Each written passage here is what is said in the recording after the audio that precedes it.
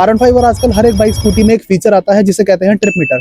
बहुत सारे लोग इस चीज को देखते तो हैं कि ये ट्रिप 1 ट्रिप 2 क्या आ रहा है, लेकिन बहुत कम लोग जानते हैं कि ट्रिप मीटर को एक्चुअल में यूज कैसे करते हैं। आज मैं आपको बताने वाला हूँ कि ट्रिप मीटर एक्चुअल में होता क्या है, उसका स्पेसिफिक यूज क्या है और उसे इस्तेमाल करते कैसे हैं। तो सबसे पहली चीज, लोग बहुत कंफ्यूज होते हैं और सोचते हैं कि ओडोमीटर और ट्रिप मीटर दोनों सेम चीज है, लेकिन ऐसा नहीं है।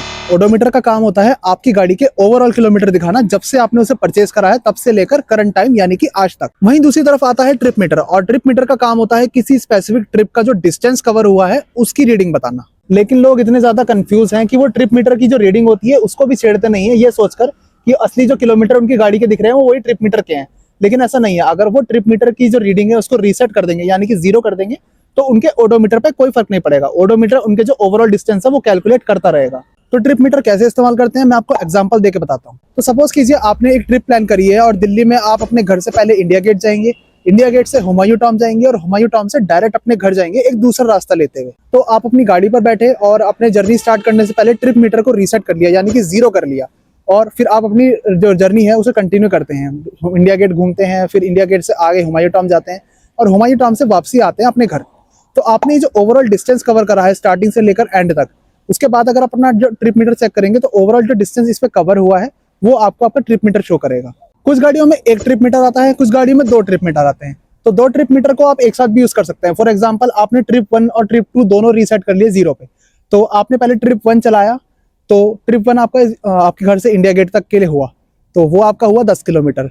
अब आपने ट्रिप 2 भी आप चेक करेंगे तो वो भी आपका साथ के साथ चलता रहेगा।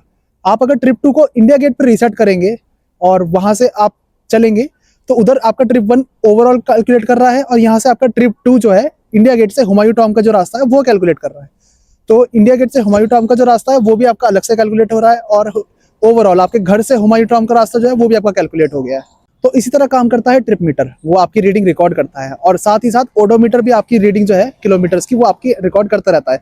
तो आप अगर ध्यान देंगे तो आपकी जो रीडिंग है किलोमीटर्स की एक साथ 3 जगह पे रिकॉर्ड हो रही है, एक ओडोमीटर पे, एक ट्रिप 1 पे और एक ट्रिप 2 पे। बाकी रीसेट करने का बहुत सिंपल तरीका है। आपका जो मीटर होगा, आप ट्रिप मीटर वाले ऑप्शन को सिलेक्ट करेंगे, ट्रिप 1 या ट्रिप 2 जो भी शो होगा, उसके बाद आपका जो रीसेट वाला जो बटन होगा उसको आपको होल्ड करके रखना है।